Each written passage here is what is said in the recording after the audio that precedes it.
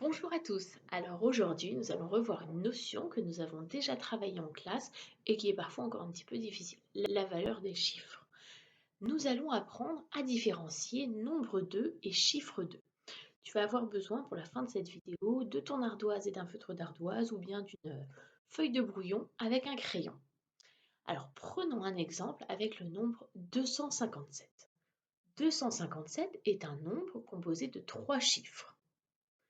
Le chiffre 7, le chiffre 5 et le chiffre 2. Commençons par chercher le chiffre des unités. Pour cela, tu peux t'aider de ton tableau de numération, soit tu l'as dans ta tête, soit tu peux l'écrire sur une feuille de brouillon ou sur ton ardoise. Pour savoir quel est le chiffre des unités, je regarde dans mon tableau de numération et dans la colonne des unités. Le chiffre des unités ici est donc 7. Pour savoir quel est le chiffre des dizaines, c'est pareil. Je regarde mon tableau de numération et la colonne des dizaines. Le chiffre des dizaines est donc 5. Et enfin, on fait pareil pour le chiffre des centaines. Je regarde la colonne des centaines dans mon tableau, c'est bien le chiffre 2. Donc le chiffre des centaines dans 257 est bien le 2. Maintenant, on va s'intéresser au nombre d'unités dans 257. Quand on se demande quel est le nombre d'unités dans un nombre, on cherche en fait combien il y en a en tout. Donc, dans 257, combien y a-t-il d'unités en tout pour former ce nombre? On a vu que le chiffre des unités était 7. Mais à ton avis, est-ce qu'il y a vraiment que 7 unités dans 257? On va essayer de visualiser ce nombre dans notre tête avec le matériel concret. Tu te souviens, les cubes des unités, les barres des dizaines et les plaques de sang. Donc, si on représente 257 avec le matériel concret, de combien aurions-nous besoin de cubes d'unités pour former ce nombre?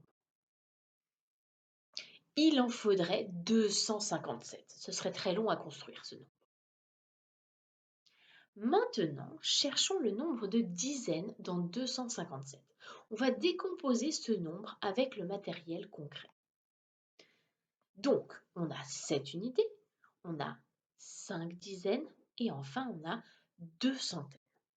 Je vois bien qu'il y a 5 dizaines dans 257, mais à l'intérieur des centaines, il y a des dizaines qui sont cachées. Regardez bien. À l'intérieur d'une centaine, en effet, il y a 10 dizaines. Si tu regardes ta plaque de sang, tu vois bien qu'il y a 10 dizaines qui sont représentées. Donc, dans 257, nous avons 25 dizaines. Nous avons 20 barres de dizaines à l'intérieur des centaines, plus 5 dizaines. Ça fait bien 25 dizaines dans 257. Intéressons-nous maintenant au nombre de centaines dans 257. Dans ce cas, le nombre de centaines sera 2, comme le chiffre des centaines. Mais attention, ce ne sera pas toujours le cas. Voyons maintenant si tu as bien compris. Prends ton ardoise ou ta feuille de brouillon. Écris 675 dessus. Tu peux ensuite écrire tes réponses sur une feuille ou sur ton ardoise si tu le souhaites. Dans 675, quel est le chiffre des centaines? Eh bien, c'est le 6. Le chiffre des centaines, c'est bien 6.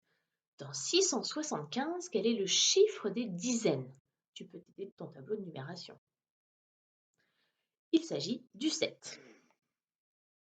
Et enfin, dans 675, quel est le chiffre des unités? Réponse 5. Très bien. Maintenant, un peu plus compliqué, passons au nombre 2 dans 675. Donc, dans 675, quel est le nombre de dizaines? Aide-toi de ton tableau de numération. Je te rappelle que pour savoir le nombre de dizaines dans un nombre, tu t'arrêtes dans la colonne des dizaines et tu prends tous les chiffres qui sont avant. Donc, dans 675, il y a combien de dizaines? 67. Maintenant, quel est le nombre d'unités dans 675? Petit indice, souviens-toi ce que j'ai dit tout à l'heure. Pour savoir le nombre d'unités dans un nombre, cela revient à savoir quel est le nombre total d'unités dans ce nombre. Il y en a donc 675. Et enfin, quel est le nombre de centaines dans 675? Il y en a 6, très bien. J'espère que tu as mieux compris cette notion avec ces petites explications.